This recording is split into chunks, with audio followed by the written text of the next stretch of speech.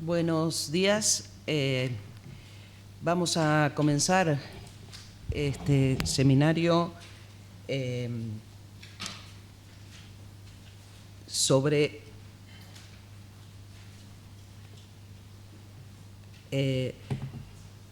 los niños como bienes públicos y la obligación parental de alimentos, enfoques desde la filosofía política y el derecho de familia. Este es un seminario que tendrá una duración un poco más breve que lo que habitualmente tenemos, con lo cual es importante que empecemos puntualmente y finalicemos puntualmente. Cada expositor expondrá durante 25 minutos aproximadamente para poder después permitir la discusión.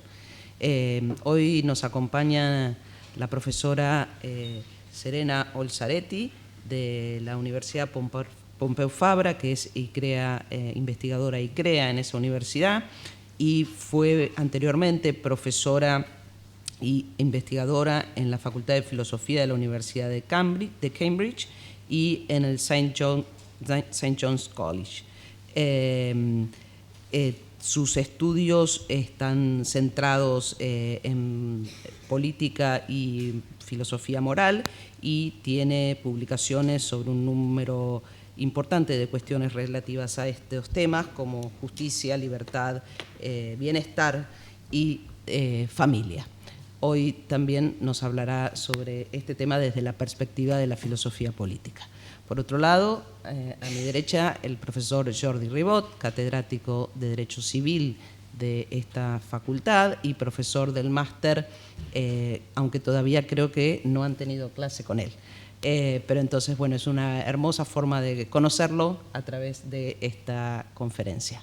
Así que, sin más, le doy primero la palabra al profesor Ribot y luego seguiremos con la profesora Olzaretti.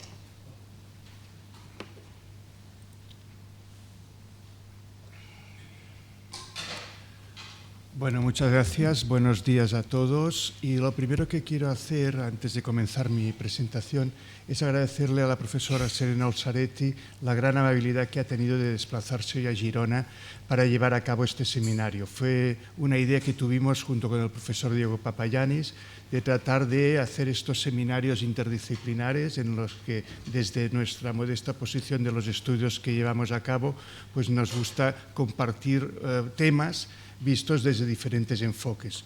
Y el tema que planteé fue un poco la relación entre los presupuestos filosóficos del sostenimiento de los niños y la posición que tiene el derecho de familia en esta materia, bajo el presupuesto también de que el derecho de familia es primordial o prioritario respecto a las prestaciones sociales. Estos temas de hace muchos años que me interesan, he escrito algunas cosas y creo que podemos seguir este camino en el área ya más de los alimentos de los padres respecto a sus hijos. De ahí que hubiera propuesto este seminario y creo que podemos obtener bastantes ideas y de momento pues yo voy a lanzar mi propuesta a ver cómo funciona, ¿vale?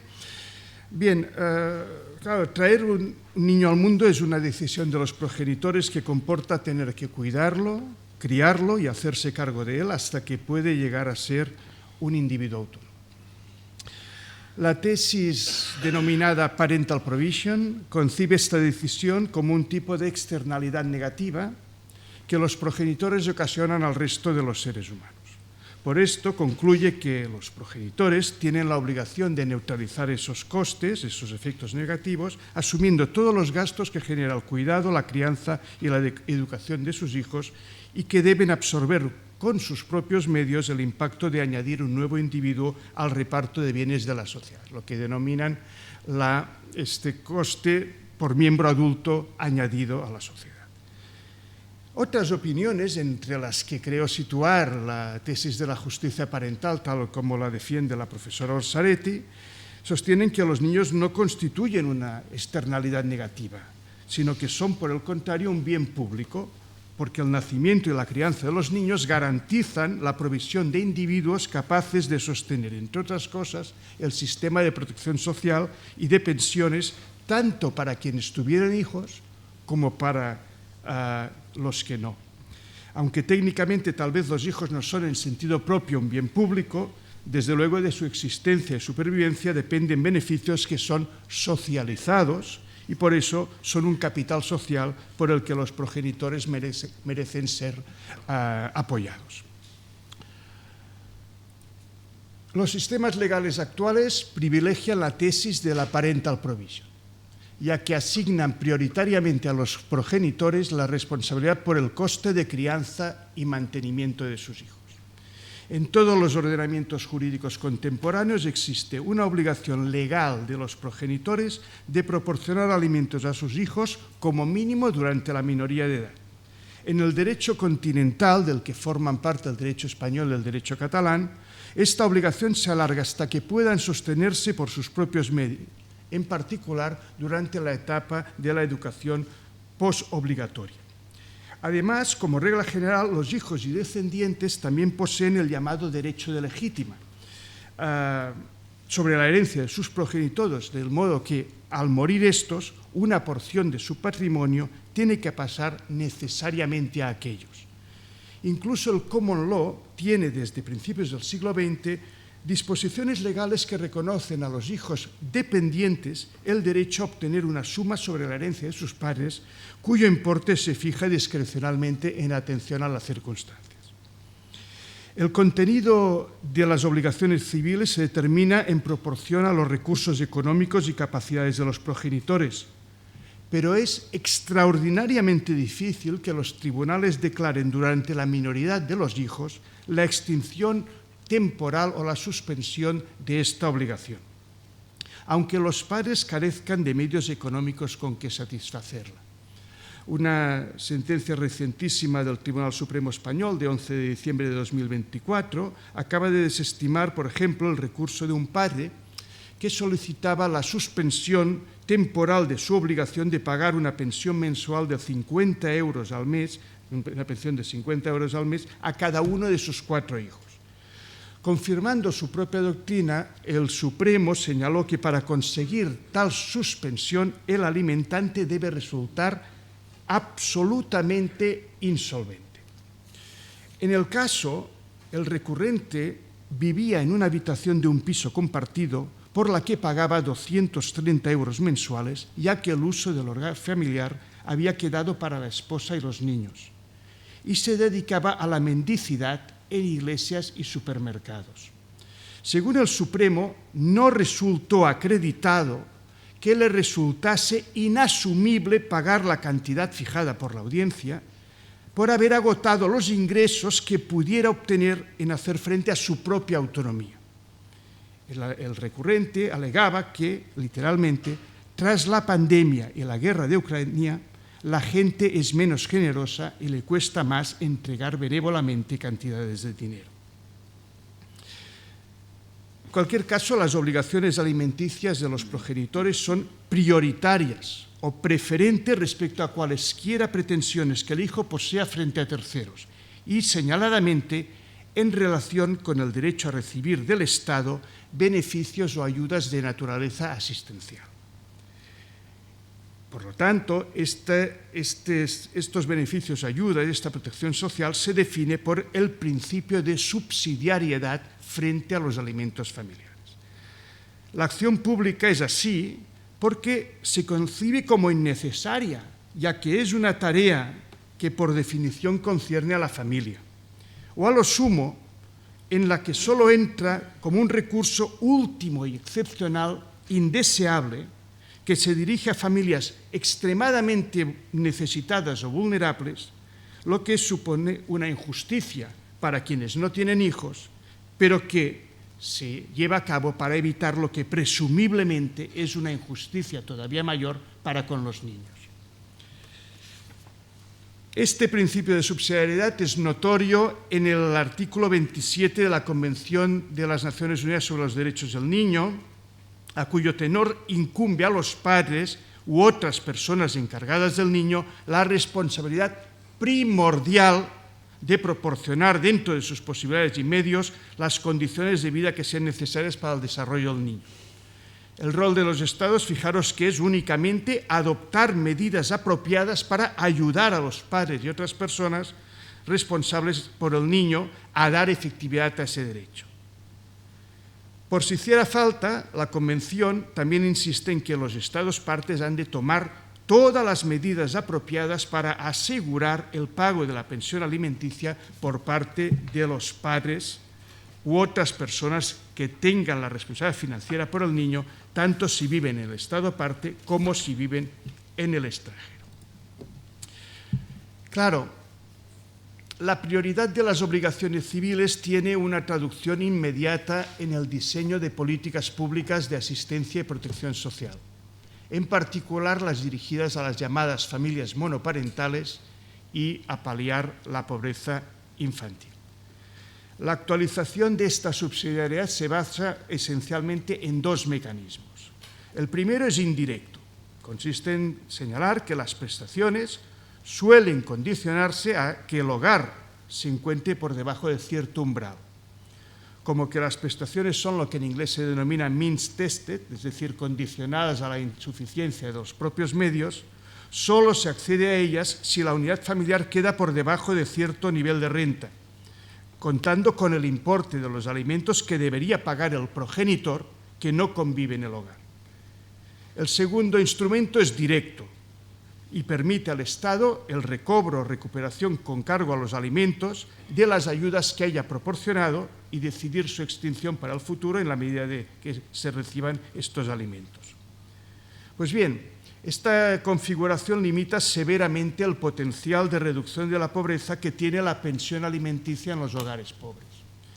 Se produce el llamado capping effect, en virtud del cual el hogar en que viven los niños quedaría igual o incluso peor porque el importe de las pensiones que cobren del padre o de los padres se resta de los beneficios sociales que ya venía percibiendo este hogar, o indirectamente implica excluirles a partir de ese momento de otras prestaciones o beneficios complementarios como podría ser acceso a vivienda protegida, comedor escolar u otras actividades subvencionadas. Me he inventado una especie de gráfico que es animado, que es donde se ve. Fijaros que en un primer momento, en este momento, el hogar de la madre, donde residen los hijos, accede a una serie de prestaciones porque está por debajo del nivel de renta de 425 que le permite acceder a los beneficios económicos y también situarla en un ámbito de vulnerabilidad, naturalmente que es el umbral de pobreza, que le permite acceder a todas las otras prestaciones concebidas en términos de asistencia social. En el momento en que le calculan estos alimentos que debe el padre por importe de 250 y estos alimentos consiguen cobrarse o se imputan hipotéticamente, ese hogar ya supera el umbral de renta, ya pierde los beneficios económicos y ya se sitúa en una característica distinta para poder ser un beneficiario de estas ayudas sociales. Este capping effect lo que significa es que a partir de ese momento, como vamos a ver ahora mismo, con lo que cuentan es con lo que pueda y quiera pagar el padre, y mientras pueda y quiera pagar el padre van a subsistir dentro de este umbral de pobreza y se desentiende la asistencia social. Este es el capping effect explicado muy simplemente. Claro, en relación con el test de necesidad, el primero de los instrumentos de la subsidiariedad, este tiene un impacto negativo, en primer lugar, para el propio acreedor de alimentos. La subsidiariedad de las prestaciones sociales compromete sus posibilidades de elección ante la ruptura de la relación de pareja. La mujer no puede escoger, lo digo la mujer porque es que típicamente es la madre en la familia monoparental. La mujer no puede escoger entre criar a sus hijos con el apoyo público o depender de su expareja o de su exmarido. Mientras el acceso a los recursos sociales dependa, aunque sea en parte, de lo que debe el padre, las opciones de la madre ante el escenario posterior a la ruptura se reducen significativamente. Incluso en algunos países se deniega el acceso a las ayudas para la vivienda y otras a la identificación del padre de los niños que viven en ese hogar. Se la condena a someterse al poder que conlleva depender económicamente del padre, quien tiene la llave de la suficiencia financiera del hogar y cuenta con ello con un medio para entrometerse en la vida de su expareja y acaso controlarla. La subsidiariedad puede abocar en estas condiciones a que la madre decida renunciar a los beneficios sociales para que beneficien directamente a sus propios hijos.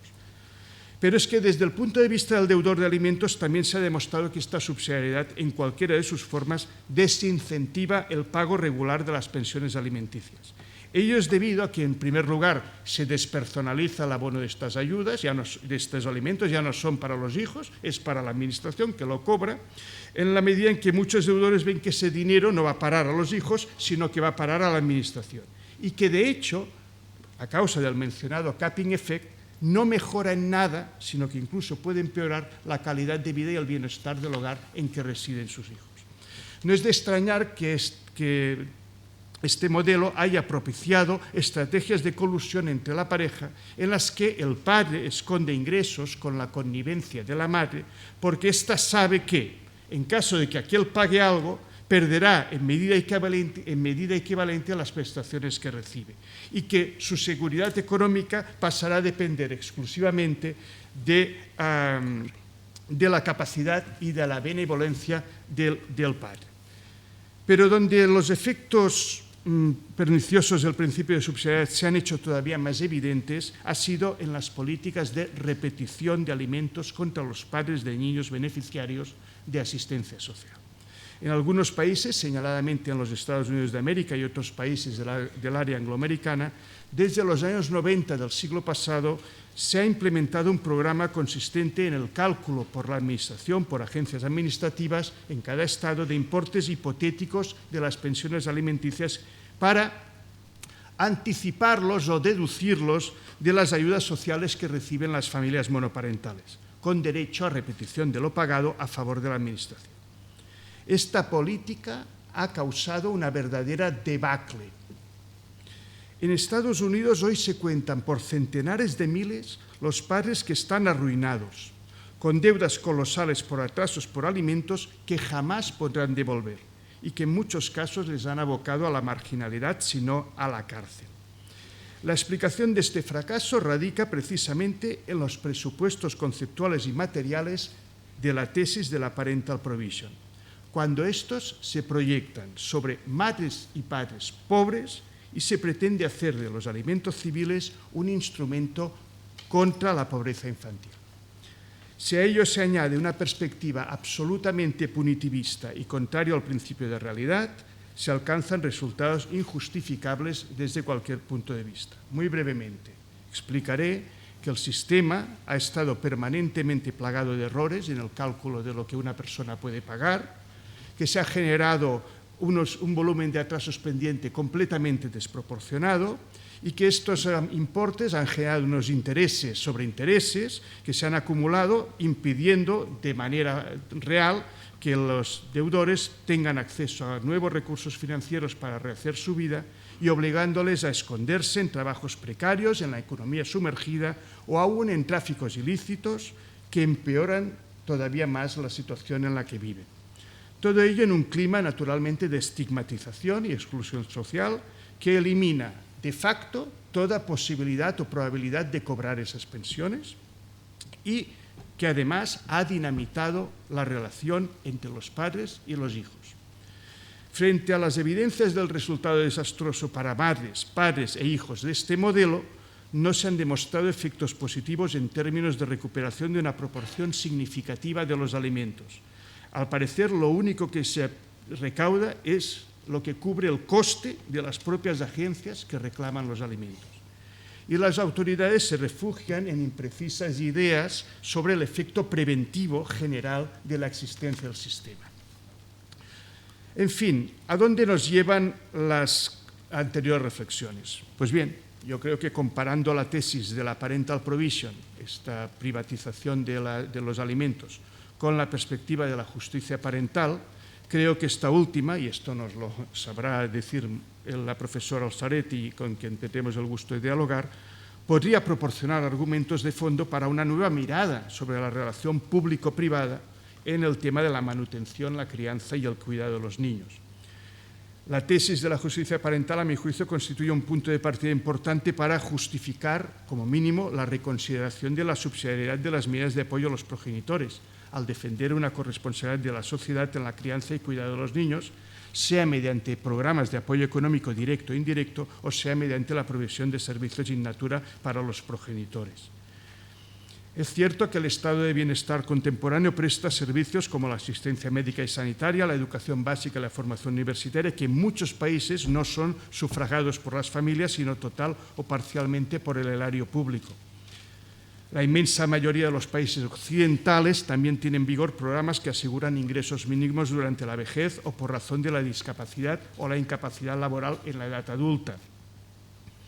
Pero la mayoría de los países, entre ellos España, no proporciona gratuitamente servicios destinados al cuidado y educación de niños de entre 0 y 3 años, y muchas actividades extraescolares de ocio o apoyo formativo a los niños y adolescentes recaen exclusivamente sobre presupuestos familiares, a pesar de que es conocido y hay evidencias de que son un factor decisivo en la inclusión social de las clases más desfavorecidas. Existe, desde luego, un espectro amplísimo de costes vinculados al cuidado y crianza de los hijos que recae íntegramente sobre los progenitores. Este replanteamiento que permite defender de las políticas públicas dirigidas a proteger a las familias monoparentales frente al riesgo de pobreza y, en particular, en relación a todo lo referente al cómputo de las prestaciones alimenticias a cargo del progenitor no residente y al impacto que el devengo o el cobro de los alimentos puede tener sobre los beneficios o ayudas que percibe el progenitor residente. Dicho de otra manera, me gustará saber, desearé aprender y creo que puede ser una línea provechosa, ver hasta qué punto la tesis de la justicia parental nos permite apoyar esta posibilidad de no descontar los alimentos, de no repetir los alimentos cuando estos alimentos constituyen los instrumentos de atención a las familias monoparentales, ¿no? En algunos países, de hecho, ya se está rectificando, eliminando precisamente este cómputo de los alimentos debidos o percibidos como requisito para acceder a determinadas prestaciones asistenciales, es lo que se denomina el maintenance disregard. Y en otros se ve claramente que el potencial de las pensiones alimentarias, incluso en este caso, es de mejorar la calidad de vida y el bienestar del hogar, por lo que, además de las ayudas sociales, se colecta las prestaciones alimenticias y se añade al hogar beneficiario de las mismas. La tesis de pass-through, de buscar los alimentos, remitirlos a la familia sin por ello hacer perder a esta familia los beneficios sociales que por su propia vulnerabilidad ya recibía. Esto se está produciendo cada vez en más países y es un ejemplo en el Reino Unido, donde se rectificó hace unos años esta tesis, ¿no?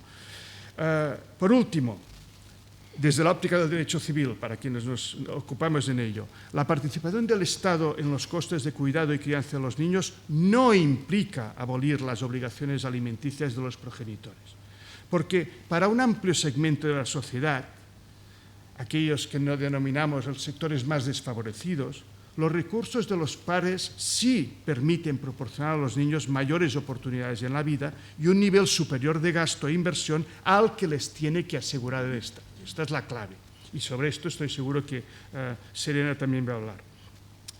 Creo, desde este punto de vista, que la tesis de la justicia parental no proporciona ningún argumento para relativizar o reducir esa carga que los progenitores tienen que asumir, ni cuestiona su deber de garantizar a sus hijos un inicio razonable en la vida acorde con los medios que puedan contar para hacerlo posible. Claro, medidos de manera razonable y equitativa, La justicia parental, creo yo, y nos lo confirmará supongo la profesora Alzaretti, solo cuestiona la indiferencia actual del Estado y de la sociedad frente a los costes directos e indirectos en que incurren quienes deciden tener hijos y los cuidan, sin que esta tesis sugiera o presuponga que las políticas públicas deban neutralizar todos los posibles costes de los hijos. Muchas gracias por vuestra atención.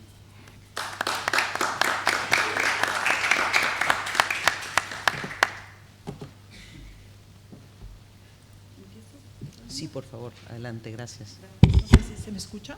¿Sí? Buenos días y muchas gracias por la invitación a participar en este seminario. Muchas gracias al... ¿Se me escucha? Un poquito, pero para la grabación. Un poco más cerca. Sí. Muchas gracias por esta invitación y esta oportunidad de interactuar con el trabajo y las ideas del profesor Ribot. Me ha sido muy útil como alguien que trabaja en filosofía, acostumbro pensar en estas cuestiones a nivel mucho más abstracto y sin prestar gran atención a detalles de políticas concretas. Y lo que diré hoy, espero dividir mis comentarios o mis observaciones en dos partes, algunas más, digamos, abstractas y filosóficas, para daros una idea del debate filosófico en el cual he participado yo. Y la segunda parte quería intentar utilizar algunas ideas específicas de ese debate filosófico para comentar lo que acaba de presentar, lo que acaba de defender Jordi Ribot. Un punto muy preliminar. Todos los sistemas del bienestar, welfare states, distribuyen los costes de los hijos, de los niños, de maneras diferentes. A través de políticas familiares, obviamente, como por ejemplo políticas de permiso parental, otras políticas sociales, por ejemplo, políticas sobre la provisión de educación pública. Un poquito más cerca. Y también otras políticas, imaginemos por ejemplo el impacto que una política sobre la infraestructura de transporte puede tener sobre de qué altos sean los costes que las familias tienen que incurrir. Una cosa es el transporte público que nuestros hijos pueden utilizar o no. Entonces, todos los estados distribuyen los costes de maneras diferentes entre los progenitores, por una parte, y por el otro, la sociedad en general. O sea, quiere decir esto también los no progenitores, que se ven obligados a pagar, por ejemplo, impuestos para las escuelas, que son costes que no, digamos, de los cuales ellos, en teoría, según una primera mirada, de los cuales ellos no se benefician, no se benefician de manera igual. Ahora, aunque haya en realidad muchísimos regímenes diferentes para distribuir o repartir estos costes, en el debate filosófico se usa utilizar estos dos modelos opuestos. Por un lado, la provisión parental, o a veces también decimos ahora parents pay, o los padres pagan, para que sea del todo claro a lo que estamos refiriendo. Y por el otro, una provisión social o socialización, donde se reparten los costes de los niños entre padres y no padres. Como comentaba el profesor Ribot, nunca, cuando se habla de socialización o provisión social, nunca se piensa que los padres no han de incurrir los costes también de los hijos, sino que se reparten estos costes entre ellos, los progenitores, y también el resto de la sociedad. Imaginemos como modelos muy estilizados, aunque luego volveré a este punto, el contraste dentro, por un lado, Estados Unidos, donde hay escasa provisión parental, para los padres, escasa provisión social para los padres, y por el otro una Dinamarca Plus, donde hay un estado del bienestar que apoya a las familias en varias maneras. Ahora, imaginando el contraste entre, por un lado, provisión parental y por el otro, provisión social, los filósofos políticos se han puesto la pregunta: ¿cuál de estos sistemas de reparto de los costes es más justo? Ahora, dos puntos importantes a observar son, primero, que la respuesta obviamente depende de la teoría de la justicia que pensamos sea correcta. Y aquí no solamente mencionaré que casi todos los que han participado en este debate, yo incluida, trabajamos en el marco de una teoría de la justicia liberal igualitaria, es decir, una teoría que asume que todos los individuos tengan derecho a algunas libertades fundamentales, pero también que el Estado tenga obligación de tratar a los ciudadanos de manera igual, donde esto, entre otras cosas, implica que los ciudadanos tengan que ser iguales en alguna dimensión. Por ejemplo, para decirlo de manera muy general, en la oportunidad que tienen de obtener bienestar, o iguales en los recursos a los cuales se les da acceso.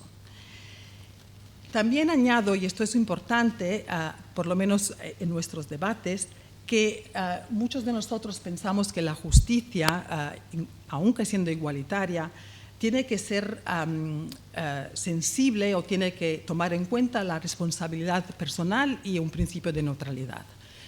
Por responsabilidad personal queremos señalar que no todas las desigualdades son injustas entre las personas. y en manera muy breve se piensa, muchos están de acuerdo, que hay algunas desigualdades que son causadas por o se pueden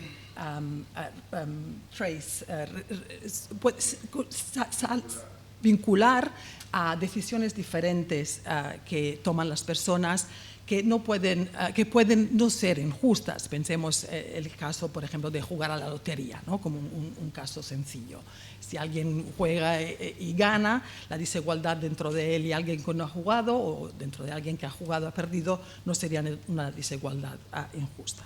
También hay un principio de neutralidad que se adopta normalmente, o muchos de nosotros piensan sea plausible, que es decir que cuando justificamos políticas sociales, no podemos apelarnos a concepciones del bien que entre los ciudadanos, digamos, razonables, sobre las cuales puede haber desacuerdo.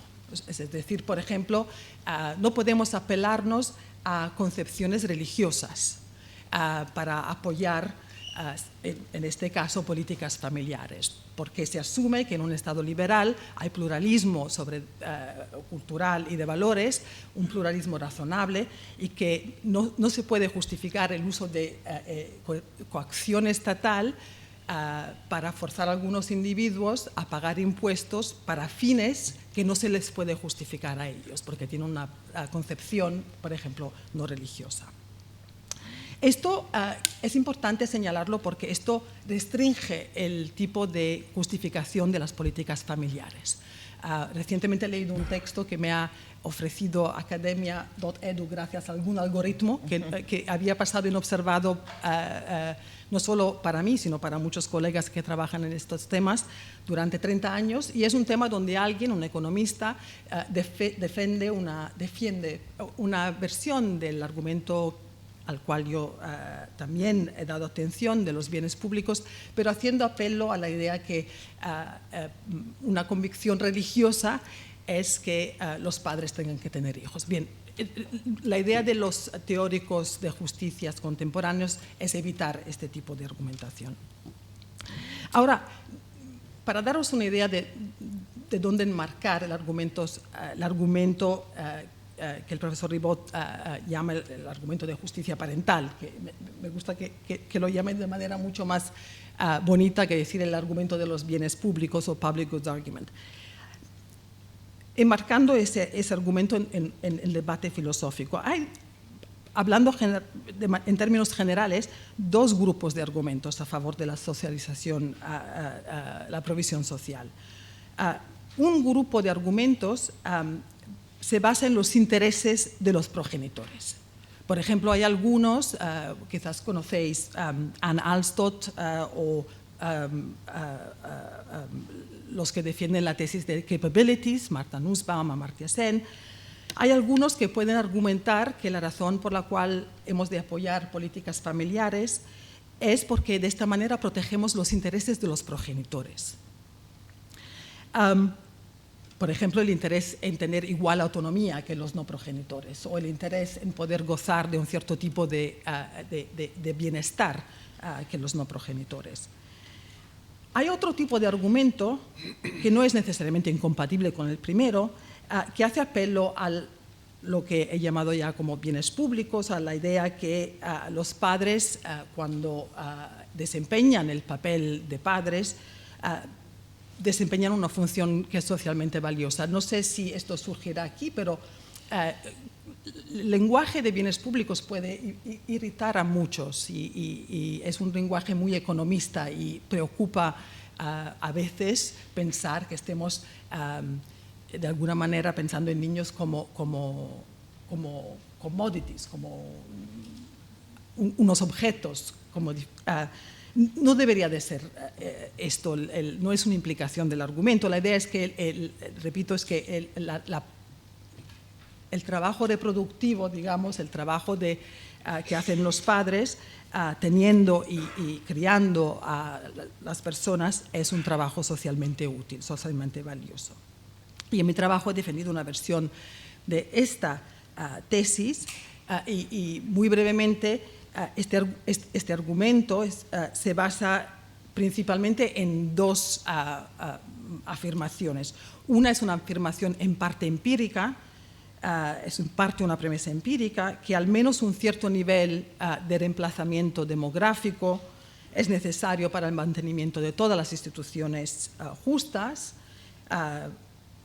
y por lo tanto constituye un beneficio del cual todos gozamos en la sociedad, progenitores y no progenitores. Inmediatamente aquí pensamos en el hecho que la renovación demográfica es necesaria para mantener una base fiscal y para el servicio de pensiones. Esto es lo que normalmente se menciona, que los no progenitores necesitarán al menos por esta razón que haya progenitores, o sea, porque tiene que haber renovación demográfica para que haya una futura generación que pague las pensiones de los no progenitores. Y esta es una premisa, como decía, en parte empírica, pero obviamente también necesitamos una premisa normativa del argumento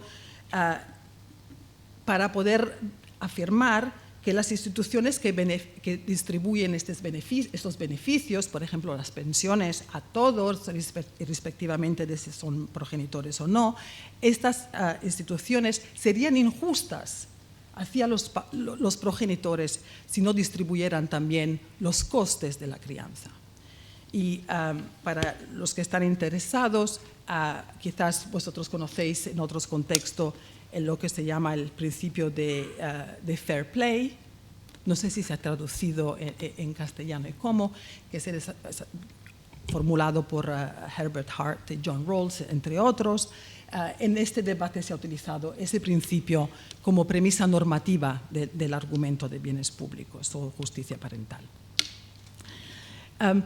Una cosa que quiero subrayar, que quizás me dará tiempo luego volver ahí al final, es que todos estos argumentos a favor de la provisión social o en contra de la provisión social que se han llevado a cabo en el contexto de la filosofía política, normalmente se han llevado a cabo idealizando mucho el debate.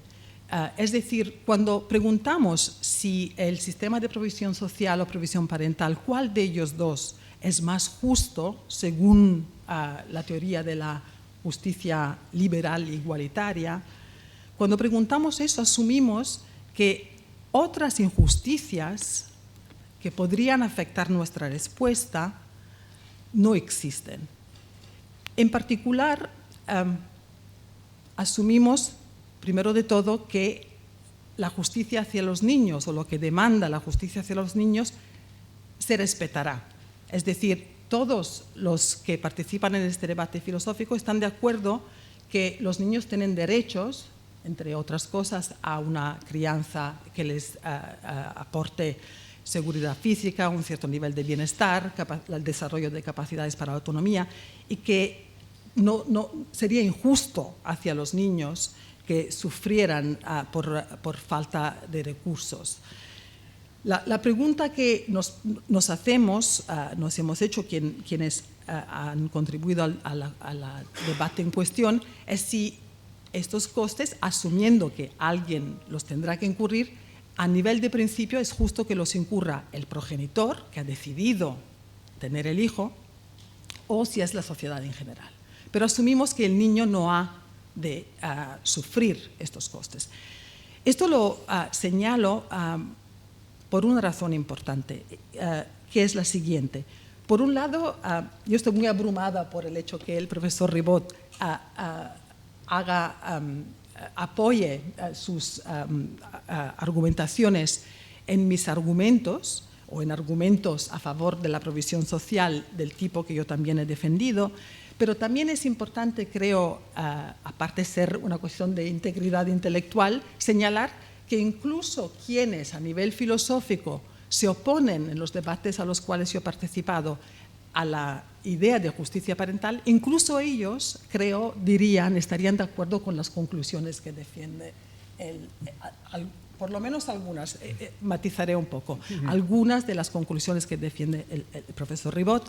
¿Por qué? Porque los casos flagrantes, creo, que el profesor Ribot señala como problemáticos son casos donde hay injusticia de otros tipos también. No solo hay injusticia parental, digamos, o sea, no solo se hacen injusticias a los adultos en cuanto progenitores, sino estos son individuos que sufren otro tipo de injusticia o vulnerabilidad. Son personas, según nuestra teoría de la justicia liberal igualitaria, que sufren de desventajas simplemente por ser ciudadanos, no necesariamente por ser padres. También sufren vulnerabilidad de género por ser mujeres, no necesariamente o meramente por ser progenitor.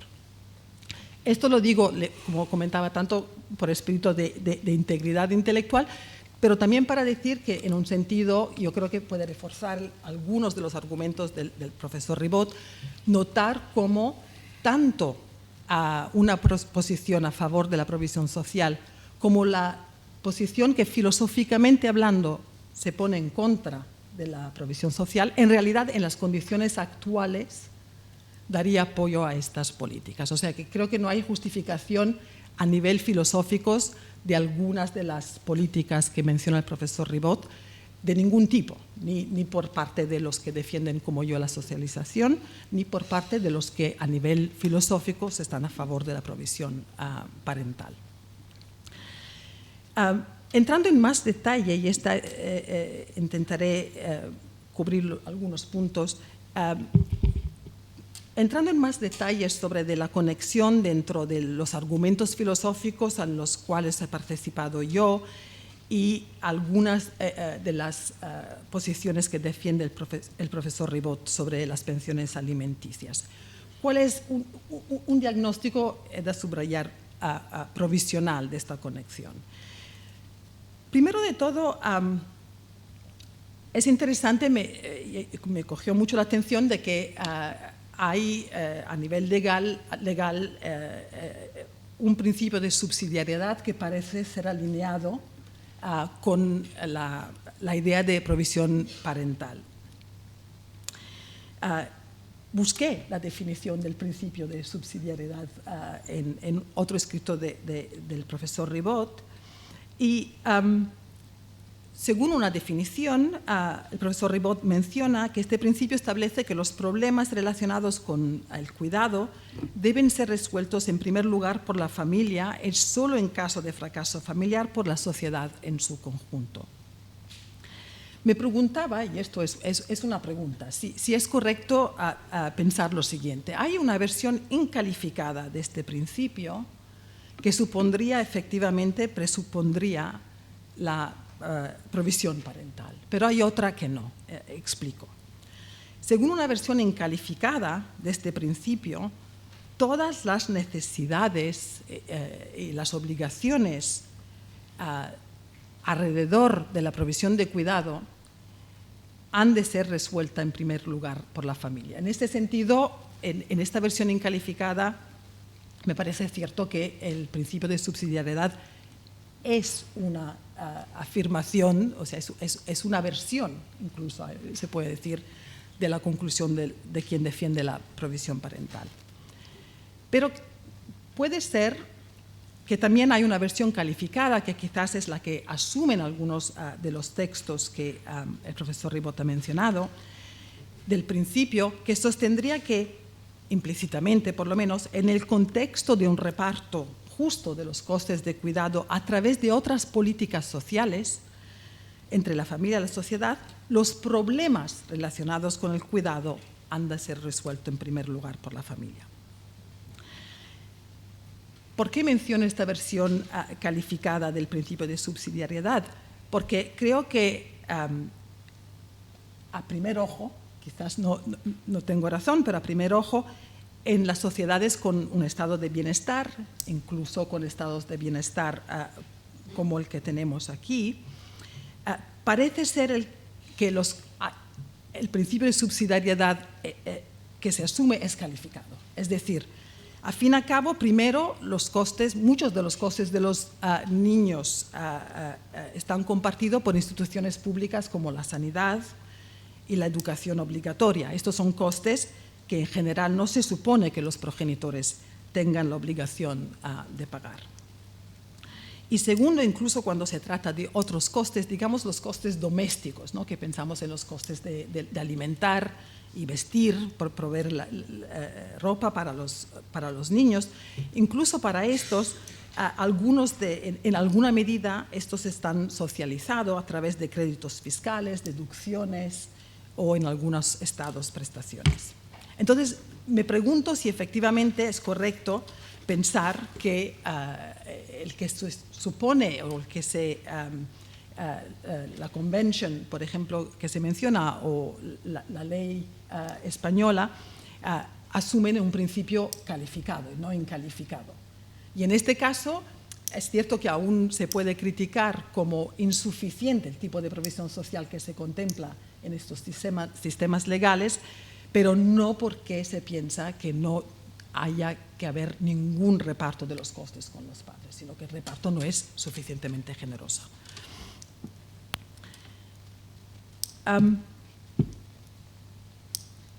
También, de nuevo, estas son observaciones que me concedo en cuanto filósofa, que luego a nivel práctico quizás no tienen ningún impacto sobre las políticas o sobre de la evaluación de las políticas o de las medidas que defiende el profesor Ribot. Yo estoy de acuerdo con lo que él concluye. Quería también preguntar sobre la argumentación que el profesor Ribot aporta sobre de la idea que hay una presunción en la ley que el progenitor, cuando los padres o los progenitores no conviven, que el progenitor no residente pague pensiones alimenticias y que las prestaciones estatales sean un último recurso. ¿Cuál es la conexión dentro de esta presunción y los argumentos filosóficos a favor de la socialización o en contra? Bueno, dependiendo de cuáles sean los costes que están en juego, nuestra diagnosis, creo, ha de ser diferente. Por un lado, la presunción puede ser compatible con la socialización. Más concretamente, esto es así si, por un lado, existen instituciones que socializan los costes de los hijos, por ejemplo, si hay, como en Dinamarca, servicio de guardería garantizado público de 0 a 6 años, educación de alta calidad financiada con fondos públicos, etc. Si hay estas instituciones a las cuales todos los padres tienen accesos, y segundo, si la pensión alimenticia de los hijos se solicita para ayudar al progenitor que tiene la custodia o que reside con el hijo a hacer frente a costes que en principio es justo pedir a los progenitores que ellos paguen, por ejemplo, los costes de una escuela concertada o privada, entonces mis argumentos no son en contra de la presunción que el padre, o en muchos casos la madre, el progenitor o la madre residente, tenga que acudir en primera instancia a las pensiones alimenticias en vez que directamente al Estado. Por otro lado, es cierto que si los costes que se pide al progenitor no residente de contribuir son o incluyen costes que deberían de ser socializados, por ejemplo, costes de guardería, donde la guardería de 0 a 3 años no se provee públicamente, entonces sí es cierto que a la luz de los argumentos pro socialización es injusto para el progenitor residente que se presuma que dependa de las pensiones alimenticias. Una cosa curiosa, de nuevo a nivel filosófico, que hay que subrayar, es que en este caso no solo sería injusto hacia el progenitor residente que tenga que acudir a las pensiones alimenticias, sino también una injusticia hacia el progenitor no residente, pedirle que aporte las pensiones alimenticias, porque en realidad estos son los costes que deberían de ser socializados. Entonces, esto estamos completamente de acuerdo, pero solo para darnos un marco para poder matizar nuestra evaluación de cuáles políticas de pensiones alimenticias son justas y cuáles no, según la visión de justicia parental que he desarrollado. No tengo tiempo para entrar en más detalles, solo concluyo con una observación final, pero crucial, y que es que yo creo que lo que para mí ha surgido respondiendo a las ideas del profesor Ribot es que para adoptar una postura fundada y detallada sobre todas estas cuestiones, lo que necesitamos no es solo un argumento a favor o contra de la socialización, sino también necesitamos una teoría bien elaborada de qué costes de los niños exactamente la sociedad tiene obligación de justicia de compartir con los progenitores y qué costes, en cambio, se puede exigir a los progenitores que asuman. Yo he empezado en desarrollar esta teoría, no es fácil y no la he acabado, pero espero que podamos hablar de esto. Gracias. Gracias. Muchísimas gracias a los dos expositores. Bueno, abrimos el debate. Sí. Laura.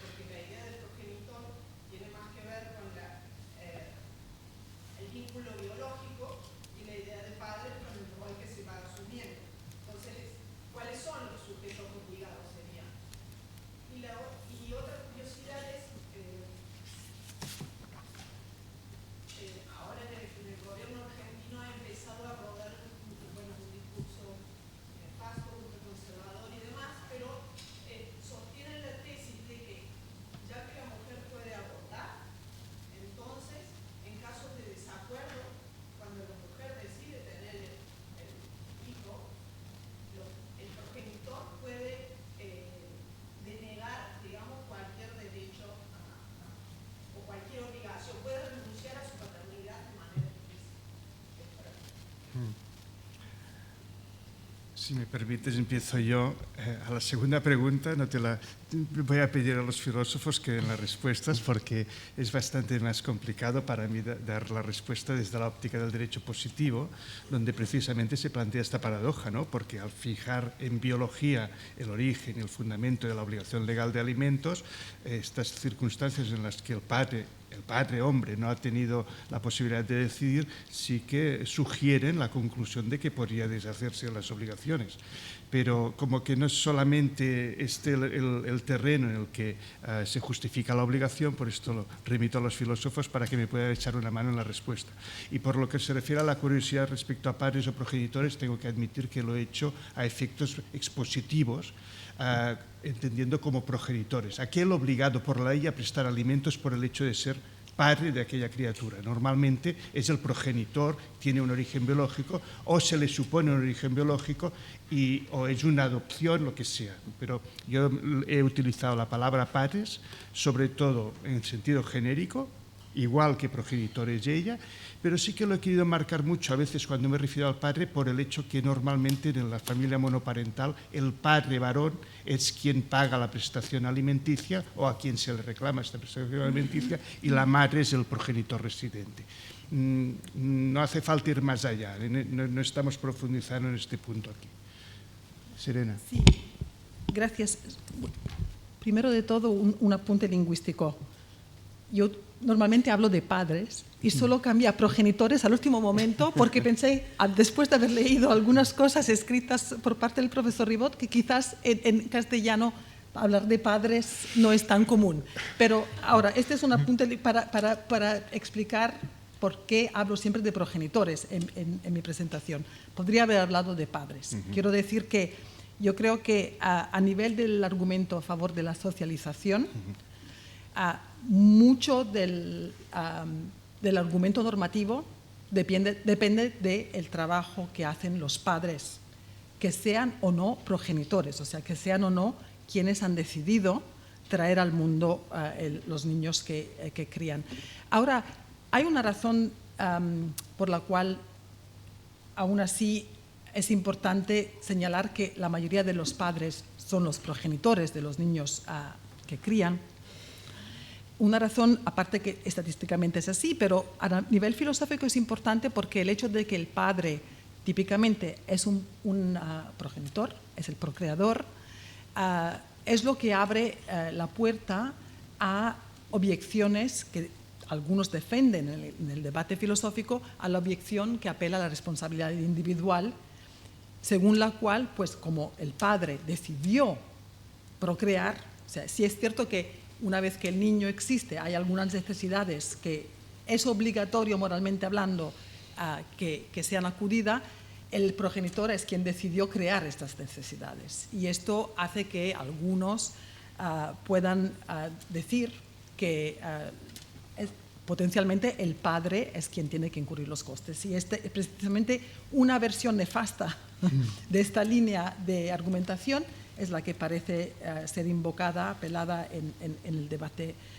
a los cuales hacéis referencia. En este caso, ¿puedo decir una cosa más? ¿Sí? ¿Hay tiempo? En este caso, puedo decir lo siguiente. Necesitamos una teoría o unos principios de responsabilidad. O sea, ¿bajo cuáles condiciones es justo que las personas que toman algunas decisiones tengan que asumirse algunas consecuencias de esas decisiones, ¿no? Esto es una cosa fundamental para poder llegar a juicios concretos sobre de si, en el caso que se menciona, si el hecho de que, por ejemplo, una mujer, dado que hay la opción de abortar, decide tener un hijo, si esta situación cumple con las condiciones necesarias y suficientes para que se pueda decir que entonces la responsabilidad de incurrir los costes, si ella decide de mantener el hijo, sea solamente suya. Yo creo que hay varias razones por pensar que la respuesta a esa pregunta sea no, que no se dan las condiciones necesarias y suficientes. Pero para desarrollar esto hay que abrir este paquete de ideas. Muchísimas gracias. Tengo a Diego y luego... Uy, se levantaron todas las manos juntas ahora. Primero Diego. Gracias ambos por la presentación, me pareció muy interesante. Hay muchas cosas de detalle, pero me interesa más un comentario global y un pequeño inciso por la pregunta de Laura. Yo creo que esta pregunta sobre si la mujer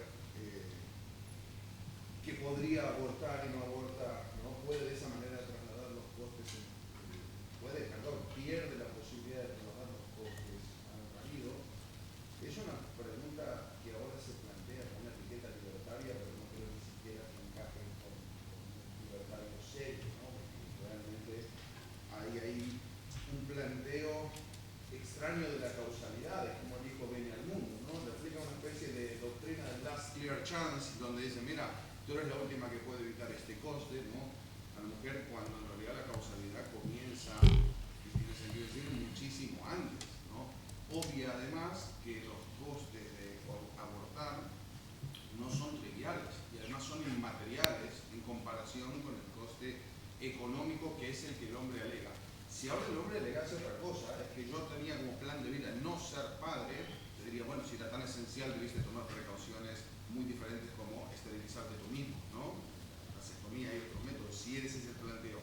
Si es puramente pecuniario, mira, tenemos un conflicto entre valores inmateriales y otros materiales y una corresponsabilidad clara, no puede desentenderse. Pero bueno, esto es solo un inciso.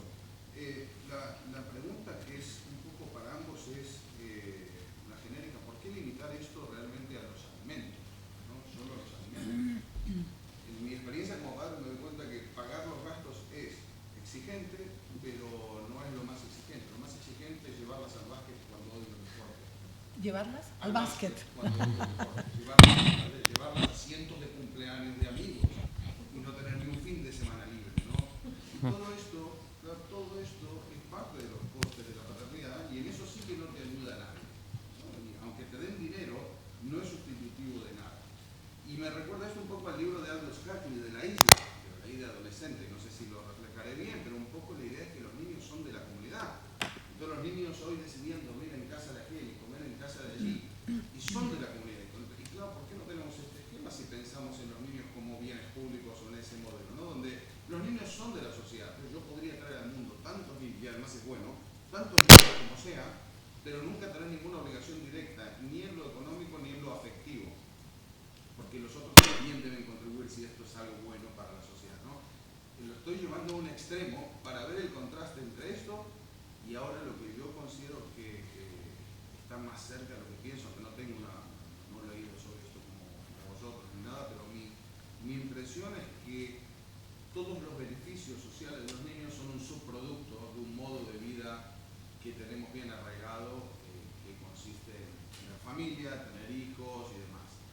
Y como subproducto, tal vez las pretensiones en términos de derecho, tengo derecho a relaciones con la creencia de mis hijos, no es tan sólida como tomar conciencia social de que es bueno que la gente tenga hijos, y como todo, si hacemos recaer enteramente el coste de la crianza de los hijos solo en los padres, habrá una infraproducción, es decir, necesitamos más niños y estamos teniendo menos de uno por cada familia, necesitamos incrementar esto, entonces es buena idea, pero eso no significa que los padres tengan un derecho, un reclamo contra el Estado, pero es muy sensato subsidiar y dar unos mínimos para que incluso aquellos que están dudando de si tienen un segundo hijo y la razón es fundamentalmente económica, no se lo duden y tengan ese segundo hijo, como es su plan, pero eso está alineado con los beneficios sociales. Entonces, mi impresión es que, no si tuviese que decir algo por escrito sobre esto en algún momento, iría por esta línea, por el hecho de que es sensato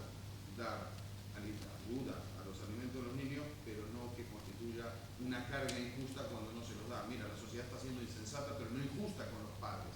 Los padres tienen que poder, tienen que soportar los costes de su plan de vida que supone tener. Entonces, no sé qué piensan. Gracias. Bueno, yo dicho así estoy en desacuerdo, evidentemente. Dicho así, como has concluido, pero es que yo tengo claro que el punto de partida de nuestro debate es esta tesis que viene a decir, en principio, todo carga sobre los progenitores. Este es el punto de partida, todo carga sobre los progenitores. Esto me aprovecho para comentar lo que ha dicho Serena. Efectivamente, como yo he advertido, hay muchos aspectos que históricamente pertenecían a la familia y que hoy se han socializado, pero precisamente esto conecta con tu reflexión. Hay muchos aspectos del cuidado que son autónomos, que no están tan focalizados en un servicio, léase el servicio educativo, léase el servicio sanitario, y que forman el grueso de las políticas familiares. Ciertamente hay algunos estados que tienen este child benefit, este dinero para el niño, en forma de deducciones fiscales o en forma de dinero en hay prestaciones más completas en relación al kindergarten, etc. Precisamente todo esto es el núcleo al que nos estamos haciendo referencia. Y en este sentido, este núcleo, discrepo de tu conclusión, para mí este núcleo sí que es un núcleo de derechos en el sentido de derechos sociales. Pero como todos los derechos sociales, está de nuevo sometido a estos conceptos de la justicia que podemos discrepar razonablemente. Yo no me creo un programa constitucional ni un programa de derechos que se tengan que activar. Dependerá del juicio democrático. Pero es este núcleo de derechos básicos. Y si es este núcleo de derechos básicos, entonces sí que podemos hacer esta dualidad y decir, no, hay un marco en el que las personas pueden esperar del Estado que se ocupe de ello y que a partir de este ocuparse el Estado, los progenitores se ocupen de otras cosas. Y de ahí mi enfoque sobre la asistencia social. Todos los programas a los que yo me he referido, junto con las políticas familiares estas básicas, son las de asistencia social. Y para mí lo más cuestionable es cómo esta postura de decir, bueno, al final son las familias quienes tienen que pechar con ello, borra este elemento del núcleo duro de la protección del hijo, lo borra y traslada a estos grupos familiares ya igualmente vulnerables unos costes que no tendría. Si tuvieran claro que existe este núcleo básico, ya no se discutiría, y ese padre pobre, cuando aportara este pass-through, lo que sería cubriendo necesidades que el niño ya no eran necesidades básicas, sino estas actividades extraescolares que no pueden desarrollar porque necesitan lo que cuestan estas actividades extraescolares para manutención ordinaria, etcétera, etcétera. Por lo tanto, efectivamente, no hay un nivel de discrepancia muy grande entre nosotros, simplemente hay que situar el nivel. El nivel de mi razonamiento es que partiendo de estas premisas, dijéramos superficialmente, la parental provision, y de la estructura tradicional del modo de organizarse las familias y el derecho de familia, alcanzamos resultados muy negativos en dos terrenos. En el diseño de políticas familiares son ausentes, como ha sucedido en España toda la vida, en este modelo familiarista de protección social, y segundo, en el modelo generalizado de asistencia social. El principio de subsidiariedad es subsidiariedad de la protección social, no del conjunto de actividades del Estado relacionadas con la familia. Por lo tanto, en la protección social sí que hay una premisa de que la asistencia social solo se da a quien no puede, por sí mismo o a través de sus familiares, resistir el embate de la pobreza. Y esta subsidiariedad de la protección social, no del conjunto de prestaciones, es a lo que yo he prestado más atención y en lo que me focalizo, porque es donde veo que tiene más impacto negativo sobre la organización social. Gracias. Sí. Solo decir, Diego, que yo también, o sea, quiero decir tres cosas. Intentaré ser rápida. Primero, es cierto lo que comentas al final, que hay un argumento que es de incentivos, ¿no? Digamos, que necesitamos incentivar la natalidad, necesitamos incentivar también un cierto tipo de inversión en los hijos. Y estos argumentos se encuentran mucho en los debates públicos, sobre todo últimamente. Ha habido un incremento de los estados en el mundo que, para hacer frente al bajón a nivel global en casi todos los países de la fertilidad, están adoptando políticas pronatalistas. Yo no estoy a favor de políticas pronatalistas porque creo que, esto es un discurso muy amplio, porque creo que para llegar a una idea sobre de qué tipo qué nivel de renovación demográfica es aconsejable, hablando de justicia, hay que tomar en cuenta otros aspectos de la justicia, incluso muy importante la justicia climática, que es una cuestión muy difícil de abordar. Entonces, pero en general quiero subrayar, esto me da la oportunidad, que yo creo que ser pro familias, en el sentido de que hay que tener políticas sociales para repartir los costes equitativamente, no quiere decir ser pronatalista. Exacto. Y no quiere decir necesariamente ser a favor de una reproducción ilimitada. O sea, entonces, sí. También hay otra cosa, otro apunte que quería hacer, que esto sí que va más al punto central de tu intervención, que es que yo también, como Jordi, yo soy más liberal quizás de lo que eres tú, liberal en el sentido filosófico. O sea, yo pienso que para los contribuyentes, para quien los no progenitores o para quien decide tener un hijo en vez de 4, hay que respetar el principio de neutralidad. Es decir, que primero de todo, lo que cuenta como beneficio y segundo, el tipo de contribución que se le puede pedir a quien se beneficia, han de ser cosas que yo puedo justificar, yo como quien hace las políticas, tengo que poder justificar independientemente, como decía antes, de la visión de qué es una vida buena. Incluso de la visión de qué valor da a la comunidad, por ejemplo, tener muchos niños en los parques. Hay algunas personas a las cuales esto les encanta. Un colega de Estados Unidos, de San Diego, Dick Arneson, dice, cuanto más mejor. Es un bien público también, cuenta como bien público esto de ver una población muy joven.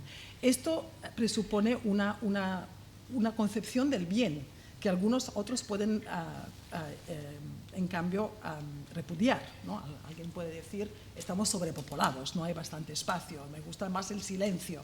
Entonces, yo creo que para identificar los beneficios hay que ir con cuidado y hay que pensar los beneficios que sí son bienes públicos, en el sentido de que pueden justificar una obligación por parte de todos, tienen que ser beneficios que todos percibimos como bienes públicos. Y también en términos de contribución, yo puedo pedir que alguien contribuya, por ejemplo, pagando los impuestos para las escuelas, pero alguien que decide no ser progenitor porque no quiere estar cerca de niños, no le puedo pedir que haga su turno el domingo en cuidar de los hijos de los demás. Entonces, en ese sentido, yo creo que sí que también por estas razones estoy a favor de una visión, digamos, un poco más austera de lo que sería la repartición justa de los costes y beneficios de los niños. Excelente, muchísimas gracias. Tenemos varias palabras pedidas y no mucho tiempo, así que pido que las preguntas sean acotadas. Las respuestas también. No, bueno, las respuestas son... Marco.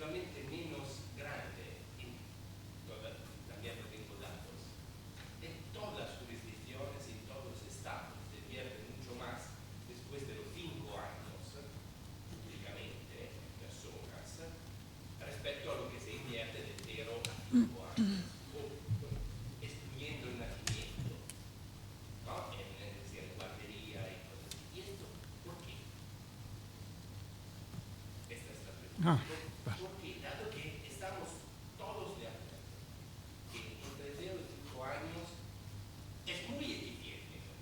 Es muy eficiente porque la tecnología es mucho más simple.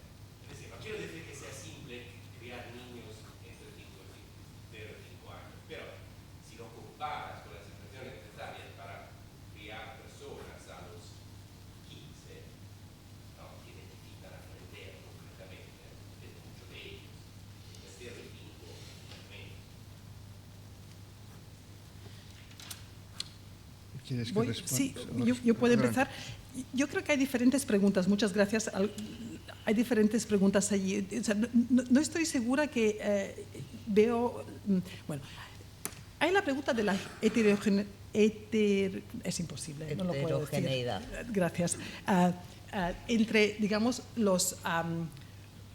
público, quien recibe los beneficios, ¿no? Este es un punto. Como decía antes, es cierto que hay que apelar a intereses que son comunes.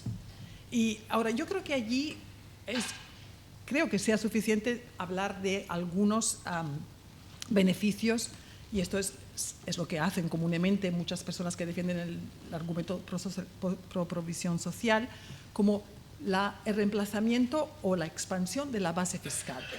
Y esto es una manera paraguas, digamos, para referirse a todos los beneficios que cada uno de nosotros recibe en cuanto usuario del sistema de salud público, en cuanto alguien que se jubilará. Entonces, allí el problema de la heterogeneidad de intereses, yo creo que se puede resolver diciendo que se necesita reemplazamiento demográfico para esto, para tener por lo menos la base fiscal sostenible, que a su vez es importante para todos los beneficios sociales. Ahora, yo creo que el punto de 0 a 3 años es específicamente, si entiendo bien, y esto es un punto diferente, si estamos hablando de producir bienes públicos o producirlos de manera optimal, porque la base fiscal es lo que nos importa, ¿por qué no invertimos donde podemos luego contar con tener un buen retorno a nuestra inversión, que es la educación para los niños muy pequeños? Allí el porqué creo que podría ser un porqué, o sea, políticamente hablando, o sea, no es una cuestión filosófica. Y allí la única hipótesis que puedo decir he leído es que hay científicos sociales que estudian esto, es que hay en las políticas públicas un grande sesgo ageist, o sea, a favor de las pensiones, de la inversión en la tercera edad, donde según, por ejemplo, un colega en Dinamarca, Peter Van Huyse y otros colegas que han estudiado esto, hay mucho más transfers, ¿cómo se dice? No sí, sé, transferencias. Transferencias, tomando en cuenta todas las transferencias estatales hacia la tercera edad, que hay hacia la juventud y sobre todo los niños muy pequeños en muchos estados, y esto se puede explicar políticamente en parte por qué hay este sesgo, porque la población envejece, los políticos envejecen. Hay un artículo muy interesante sobre el incremento de la edad de los presidentes o los premiers en el mundo. Pero esta es una cuestión sobre la cual yo no trabajo directamente. Pero sí apuntar que es cierto que es una cosa que muchos economistas incluso han estudiado, es decir, que la inversión de 0 a 3 años tiene unos retornos enormes. También en términos de ahorros sobre problemas de criminalidad. En Estados Unidos, Hickman, que ha hecho mucho trabajo sobre esto, reporta unos costes que parecen hacer obvio cuál deberían de ser las políticas. Teenage pregnancies, criminalidad, todos estos se ahorrarían si se invirtiera más en los niños cuando son pequeños. Bueno, vamos a dar... También tengo mi opinión, pero vamos a terminar otras preguntas. Okay, muy bien. Profesor Miquel Martín. Sí, yo más que una pregunta es una observación, ¿no? La profesora Osarik ha dicho, bueno, lo que teníamos que avanzar es ver a qué costes respecto a los niños que los públicos, ¿no? A mí me gustaría que se analizara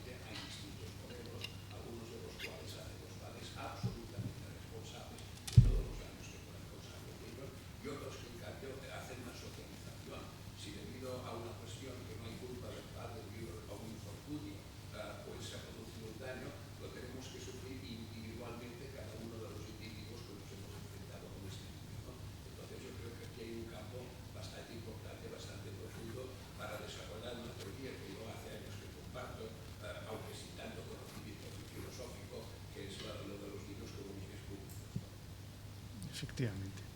Sí, yo evidentemente esta es una línea que tenemos también y que estamos desarrollando y que además a mí siempre me llama la atención que en estos países que observaba el profesor Martín, de los daños causados por los menores, se responde absolutamente los padres, tratan a los niños como mascotas y creo que todos estaríamos de acuerdo aquí que no es lo mismo en cualquier ideal de buena vida o de justicia que podamos sostener, que es lo mismo una mascota que un niño. Y desde ese punto de vista la consistencia de la aproximación de estos sistemas, aunque son pro víctima individual, desde un punto de vista de justicia me parecen muy desenfocados. Muchas gracias. Sí. Gracias. Pablo.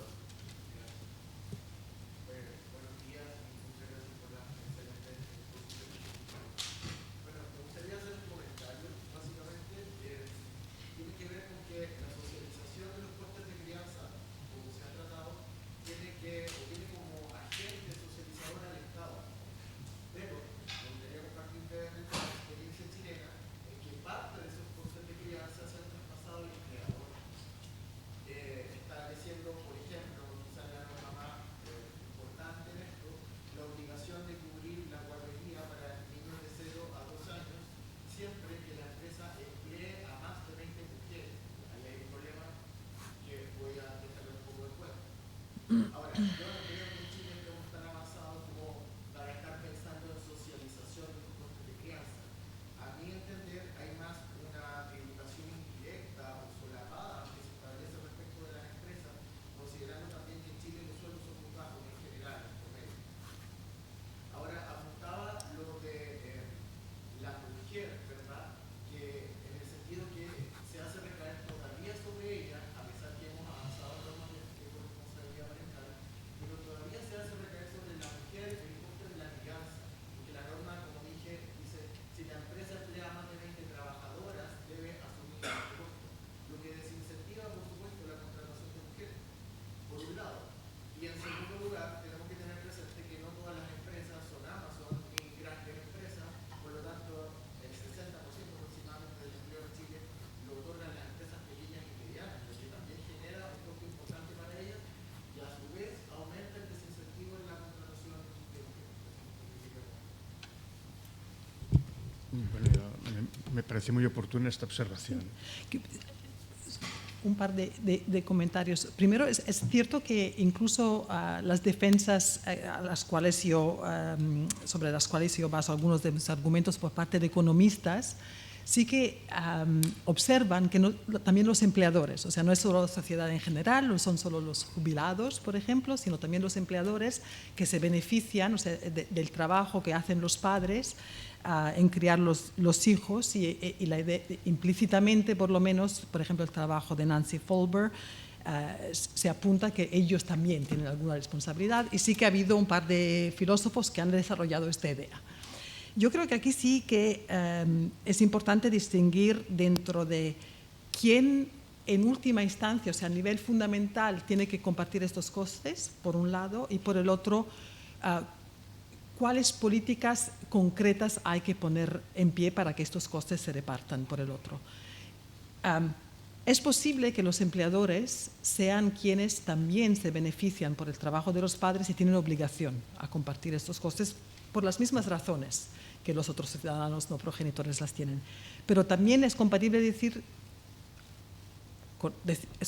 con esto decir que la mejor manera para que los empleadores compartan estos costes no es pagando ellos directamente el permiso parental, sino pagando impuestos más altos que luego el Estado puede distribuir, entre otras cosas, a los padres.